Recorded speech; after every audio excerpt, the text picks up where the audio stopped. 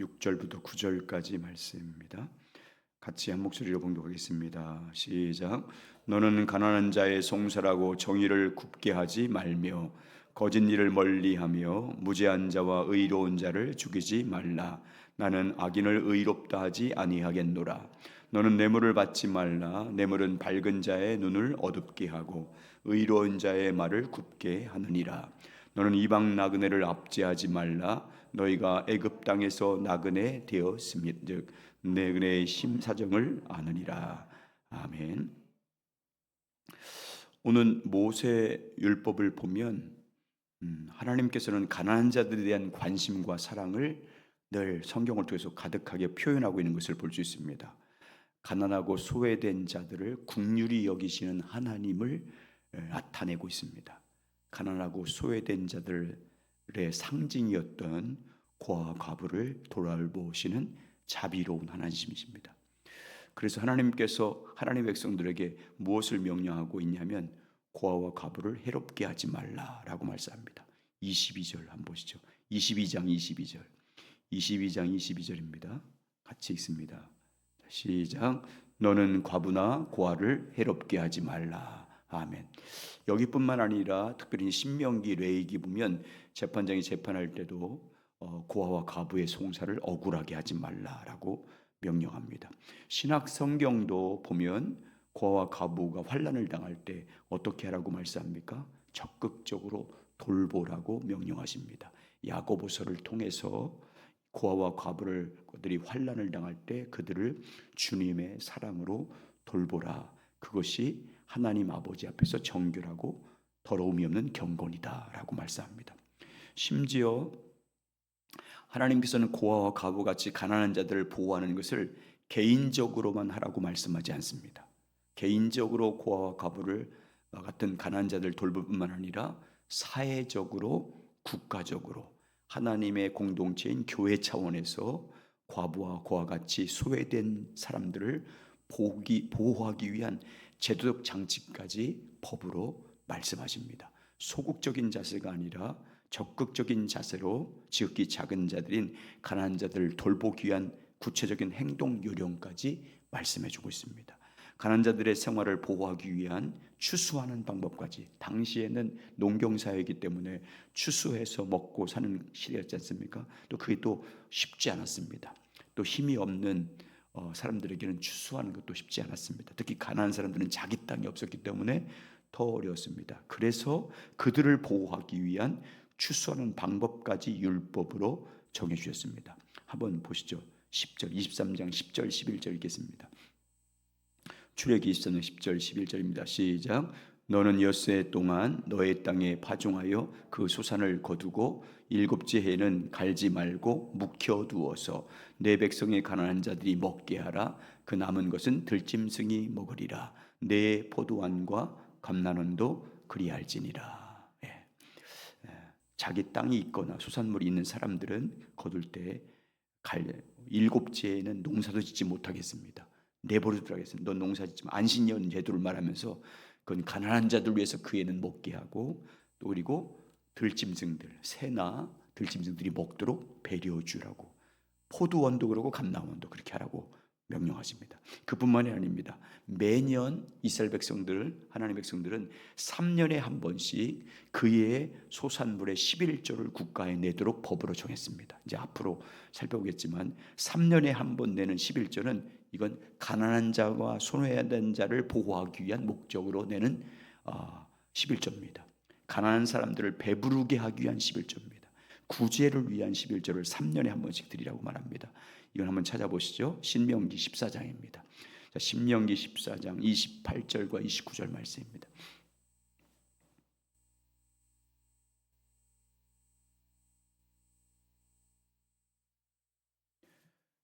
신명기 14장 그리고 신명기 16장 또 한번 보겠습니다. 한번 내보시죠. 자, 신명기 14장 28절 29절 시작. 매 3년 끝에 그의 소산의 10분의 1을 다 내어 내 성읍에 저축하여 너희 중에 분깃이나 기업이 없는 레위인과 내 성중에 거류하는 객과 및 고아와 가부들이 와서 먹고 배부르게 하라. 그리하면 내 하나님 여호와께서 내 손으로 하는 범사에 내게 복을 주시리라. 아멘. 매년 3년에 한 번씩 드리는 소산물의 11조는 이건 가난한 자들을 구제하기 위한 11조를 드리라고 엄격하게 명령하고 있습니다. 특히 절기 때는 절기 때 뭐 칠칠절이라든지 뭐 이런 절기 때 하나님께서 주신 복을 따라 하나님께 나오라고 말씀하지 않습니까? 하나님께서 각각 열매를 주신 대로 하나님께 감사함으로 나와서 절기를 지키라고 명령할 때도 뭐라고 말씀하냐면 칠칠절과 같은 절기를 지키기 위해서 하나님께 나올 때는 혼자만 나오지 말라고 말씀합니다. 감사 절기를 지키면서 예배를 드릴 때 하나님이 주신 복을 따라서 너희 중에 가난한 자들이 있으면 그들과 함께 나와서 예배드리라 이렇게 말합니다. 가난한 자들과 함께 즐거운 마음으로 하나님의 절기를 지키라고 말합니다. 자, 16장 신명기 16장 9절부터 12절입니다. 16장 9절부터 12절 일곱 시작. 일곱 주를 셀지니 곡식이 낮을 때는 첫날부터 일곱 주를 세어 내 하나님 여호와 앞에 칠칠절을 지키되 내 하나님 여호와께서 내게 복을 주신 대로 내 힘을 헤아려 자원하는 예물을 드리고 너와 내 자녀와 노비와 성중에 있는 레위인과 및 너희 중에 있는 객과 고아와 가부와 같게 내 하나님 여호와께서 자기의 이름을 두시려고 택하신 곳에서 내 하나님 여호와 앞에서 즐거워할지니라. 너는 애굽에서 종되었던 것을 기억하고 이 규례를 지켜 행할지니라. 아멘. 절기를 지킬 때도 혼자 나오면 안 되고 가난한 자들, 과와 가부를 함께 나와서 함께 예배를 드리며 함께 떡을 떼며 즐거워하라라고 말씀합니다. 자, 이번에는 출애굽기 우리 읽었던 22장 다시 보겠습니다. 22장 25절 26절 지난주에 살펴본 말씀 보겠습니다. 자, 출애굽기 22장 25절 26절은 또 이렇게 말합니다. 가난한 자들에 대해서 어떻게 하라고 하십니까? 시작. 내가 만일 너와 함께한 내 백성 중에서 가난한 자에게 돈을 구워주면 너는 그에게 채권과 같이 하지 말며 이자를 갚지 말 것이며 내가 만일 이웃의 옷을 전당 잡거든 해가 지기 전에 그에게로 돌려보내라. 아멘. 자비로우시고 국률이 풍성하신 하나님께서는 가난한 자들에게 돈을 구워준 사람들에게 어떻게 하라고 말씀합니까? 채권자 같이 하지 말라고 말합니다. 악한 채권자처럼 가난한 사람들에게 이자를 받고 그들을 수탈하는 목적으로 돈을 빌려주지 말라고 말씀합니다. 가난한 사람이나 형편이 좋지 않은 사람들에게 돈을 구워줄 때는 이자를 받지 말고 빌려주라고 말씀합니다. 국률이 풍성하신 하나님은 이렇게 가난한 자들에게 구워준 것에 대해서 어떻게 하라고 이자도 받지 말라고 마지막에 말씀합니다. 우리 하나님은 국률과 자비가 풍성하신 하나님입니다. 특히 사회적 약자들, 가난한 자들, 소외자들에 대한 사랑과 관심이 많으신 하나님이십니다. 가난한 자들 불쌍히 여기시는 하나님이십니다. 그래서 국가적 차원에서 소외된 자들을 돌보기 위한 제도 장치를 마련하라고 말씀하고 있습니다. 하나님의 공동체인 교회 차원에서도 고아와 과부, 가난한 사람들, 약자들 돌보기 위한 장치를 마련하고 또 헌금을 드리라고 말씀하고 있습니다. 단순히 개인적 차원으로 돕는 것이 아니라 교회적으로, 국가적으로, 사회적으로 시스템을 준비해서 약한 자들을 돌보라고 말씀합니다. 이런 면에서는 우리나라가 사회제도가 잘 되어 있습니다. 외국에 생활하는 사람들, 아는 사람들, 또 선교사님들 말 들어보면 우리나라처럼 약자들을 잘 돌보고 제도가 잘 된 나라가 거의 없습니다. 오늘 하나님의 은혜로 구원받은 성도들에게 말합니다. 너희가 해라. 구원받은 너희가 해라. 너희가 있는 것으로 하라고 합니다. 너희가 가진 것으로 나누어 주래요. 약한 사람들, 어려운 사람들, 가난한 사람들, 너희가 있는 것으로. 성경에서 예수님 보시면 너희가 있는 것으로 나누라. 하나님께서 각각 은혜로 주신 대로, 각 사람에게 복을 주신 대로 열매를 거두고 한 은혜를 따라, 구약에도 마찬가지 계속 그 말을 하잖아요. 은혜를 따라서 하나님이 내게 복을 주신 대로 지극히 작은 자들, 가난한 자들, 소외자들을 적극적으로 돕고 나누는 자가 되라고 말씀하십니다. 예수님께서는 어떻게 말씀합니까? 그들에게 그렇게 하는 것이 나에게 하는 것이다. 너희가 있는 것으로 그렇게 작은 자들, 소외된 자들, 가난한 자들을 섬기고 나눔으로 나를 섬겨라 라고 말씀합니다. 자, 그런데 오늘 말씀은 반대로 또 얘기합니다. 긍휼이 이렇게 풍성하신 하나님이 송사 문제에 대해서는 어떻게 하라고 말씀하고 있어요?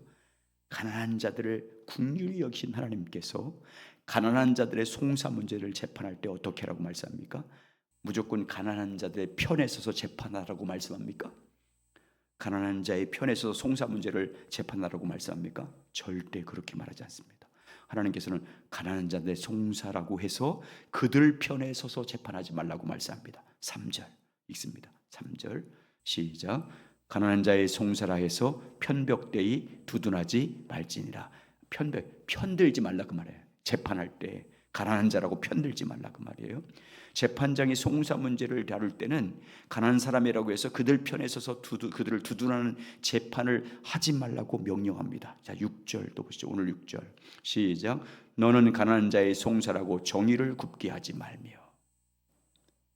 이 말은 하나님께서 누구에게 주신 말씀입니까? 당시에 송사 문제를 재판하는 재판관들에게 하신 말씀입니다. 다시 말하면 그때 재판을 담당했던 사람이 제사장들이잖아요. 그 제사장들에게 주신 말씀입니다. 하나님께서는 재판장들에게 뭘 말씀하고 있냐면 이건 여기 문제가 아니라 서신서에는 더 강조하게 선지서는 더 강조하고 있습니다. 너는 가난한 자의 송사라고 해서 정의를 굳게 하지 말라고 말씀합니다. 가난한 사람들처럼 사회적으로 힘없고 약한 사람이라고 해서 그들 편에 서서 재판하지 말라는 거예요. 그들을 두둔하는 재판을 하지 말라는 것입니다. 가난한 자들 편에 서서 재판을 함으로 하나님의 정의를 굳게 하는 자가 되려고 말씀합니다. 가난한 사람과 상관없이 부자와 상관없이 권력이과는 상관없이 공정하고 공평한 재판을 해서 하나님의 정의가 공의가 살아있는 사회와 공동체로 만들라는 것입니다. 자, 그러면 이 정말 가난한 자를 긍휼히 여기신 하나님, 그들에게 이자도 받지 말고 그들과 모든 것을 같이 하라고 하신 말씀, 하나님이 이번에는 송사 문제에 대해서는 편들지 말라고 공정하게 하라고 말씀하는데, 이 말씀이 주는 교훈이 뭘까요, 여러분?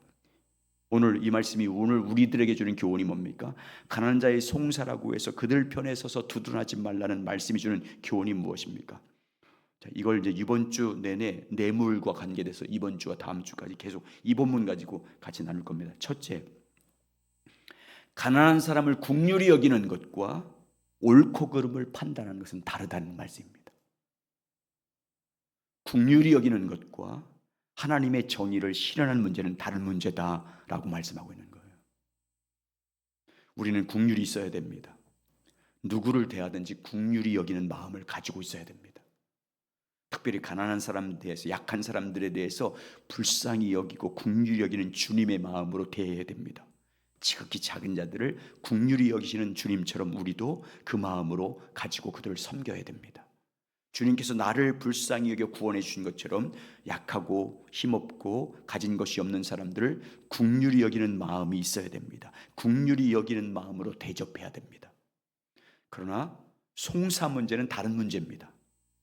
가난한 사람들의 송사 문제는 긍휼히 여기는 것과 완전히 다른 문제입니다. 물론 지극히 작은 자들이 잘못했을 때 긍휼히 여겨야 됩니다. 얼마나 힘이 들었으면 저랬을까 긍휼히 여기는 마음을 가져야 됩니다. 잘못한 것에서 무조건 정죄하면 안 됩니다. 불쌍히 여겨야 됩니다. 그렇지만 하나님 말씀 앞에서 옳고 그름을 판단할 때는 편벽되이 두둔해서는 안 됩니다. 하나님의 진리 앞에서는 잘못했음에도 불구하고 무조건 편들어주면 안 된다는 것입니다. 가진 것이 없다고, 약하다고, 어리다고, 힘이 없다고 그들 편을 들어줌으로 하나님의 공의를 굽게 하지 말라는 것입니다.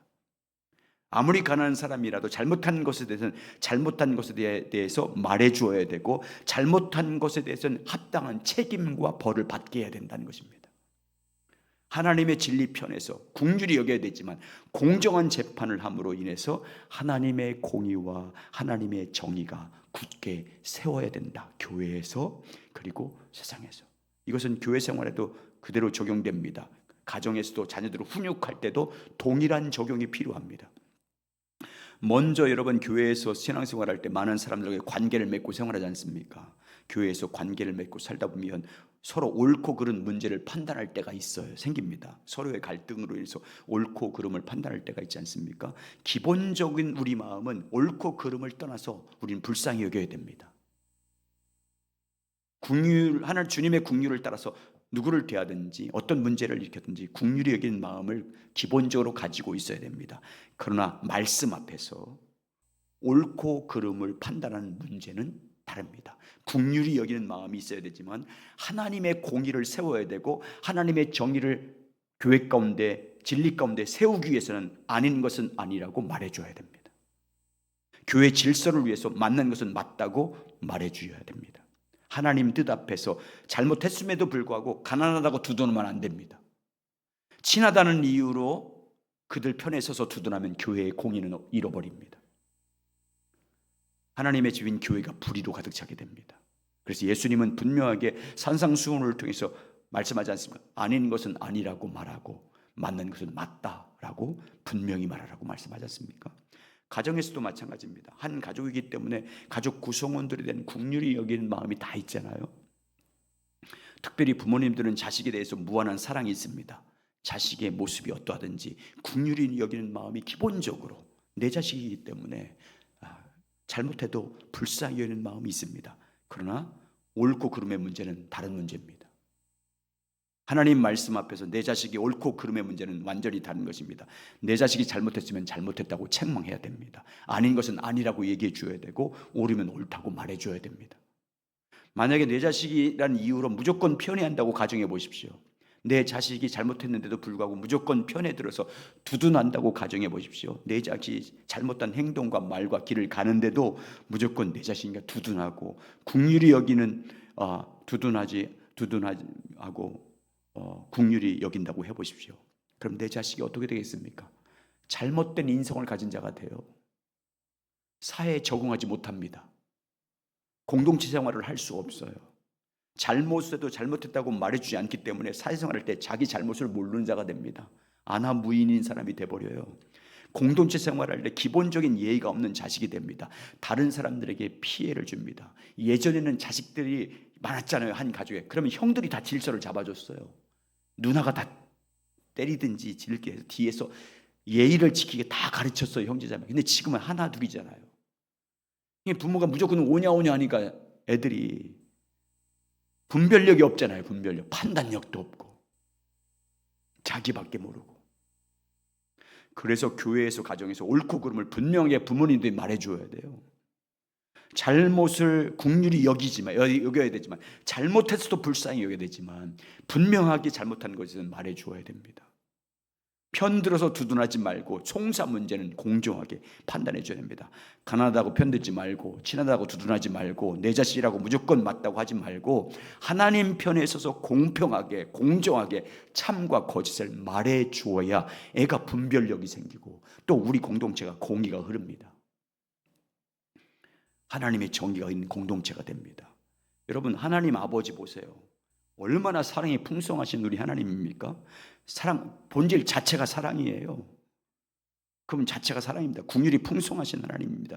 긍휼이 풍성하신 하나님은 그 큰 사랑으로 자기 독생자를 화목 제물로 대속물로 보내주셨지 않습니까? 독생자를 십자가에 죽기까지 우리를 사랑하신 하나님이십니다.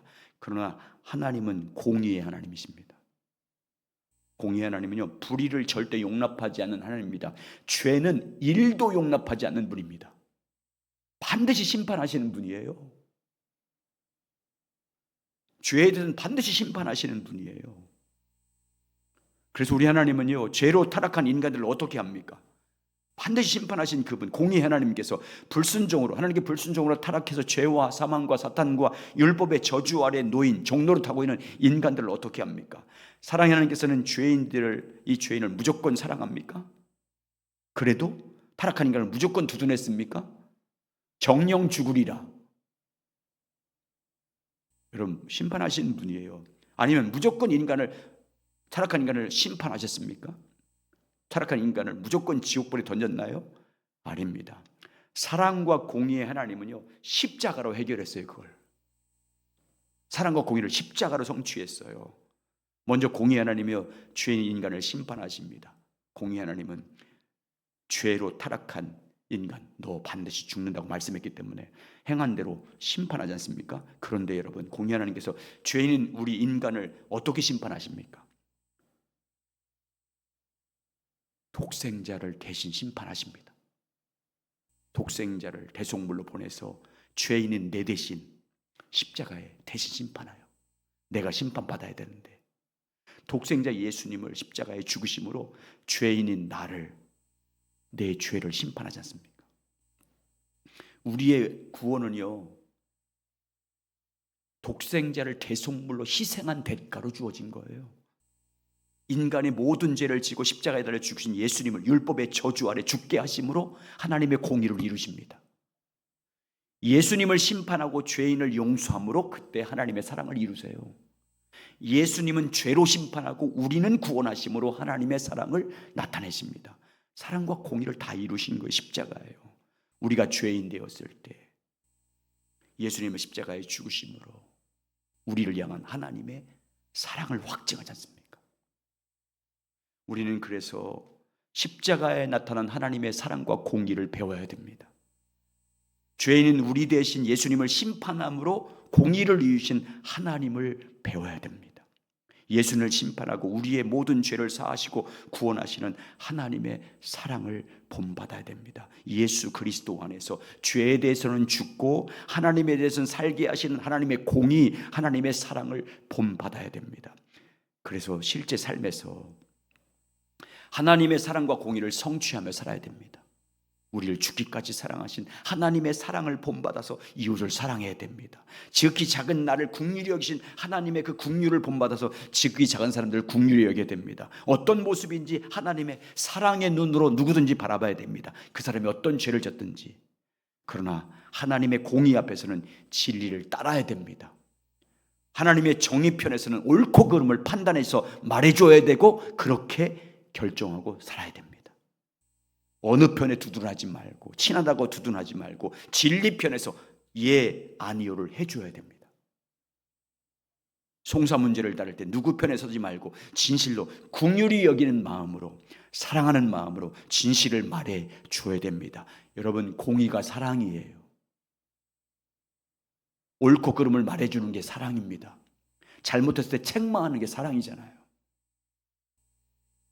여러분, 피오넬로 라과디아라는 뉴욕의 판사가 있었습니다.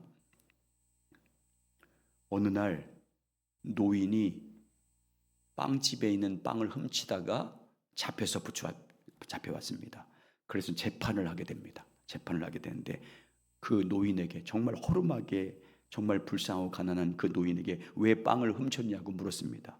이 나이에 어디 취직할 데도 없고 일할 곳도 없고 써주지 않아서 며칠을 굶다가 참지 못해서 그래서 빵집에서 빵 하나를 훔쳤습니다 라고 말했습니다. 그러자 이 피오넬로 라과디아가 판결을 내립니다. 남의 물건을 훔친 벌금으로 10달러를 내라고 합니다. 그런데 이 노인에게는 10달러는 너무 큰 돈이었습니다. 갚을 돈도 없었습니다. 그러자 그렇게 재판을 하고 잘못한 것에서 심판한 다음에 이 네오 피오넬로 라과다이가 자기 돈으로 10달러를 지불하고 그 노인을 풀어줬습니다. 십자가입니다. 그래서 이 사람이 아주 유명한 재판관 돼서 뉴욕 시장을 과거에 1930년대 사람인데 3번이나 하고 뉴욕의 공항 이름이 라과디아 공항, 그래서 이름까지 붙여줄 정도로 유명합니다. 십자가에 나타난 하나님의 사랑과 공의를 우리는 배워야 됩니다. 주님과 친밀한 교제를 통해서 우리를 향한 하나님의 사랑, 십자가의 예수를 심판하신 공의를 배워야 됩니다. 물론 그 공의도 하나님의 사랑에서 나온 것입니다. 성령의 가르침을 통해서 하나님의 긍휼과 하나님의 의를 구하십시오. 그리고 하나님의 긍휼로 이웃을 불쌍히 여기는 자가 되시길 주의 이름으로 축원합니다. 하나님의 사랑으로 지극히 작은 사람들, 가난한 사람들, 힘이 없는 사람들, 여러분 그들을 사랑으로 섬겨셔야 됩니다. 주 예수 십자가의 사랑으로 내게 있는 것으로 그들을 섬기고 사랑하는 자가 됩니다. 그러나 주님의 사랑의 눈으로 공평하고 공정하게 대하고 말함으로 하나님의 의를 또한 이룬 자가 되어야 됩니다. 교회에서 교회 질서 세우기 위해서 교회 공동체 가운데 하나님의 사랑의 통로가 흘러넘치도록 하나님의 교회 은혜가 계속해서 부어지도록 하나님의 진리로 하나님의 의로 세워져 있어야 우리 교회가 하나님의 성령이 역사하는 교회가 되고 주님이 일하는 교회가 됩니다. 그런데 거짓이 난무하고 불공정하고 불평등하고 그런 것이 난무해 보십시오. 천한 사람들이 친하고 그들 편에 두둔하는 공동체 되면 성령이 역사하지 않습니다. 그런 진리를 위해서 정확하게 옳고 그름을 말해주는 자가 되시길 주의 이름으로 축원합니다. 사랑으로 말해줘야 됩니다. 그래서 우리 공동체 안에 하나님의 은혜와 공의가 흘러 넘치는 아름다운 공동체가 되시길 예수님의 이름으로 축원합니다.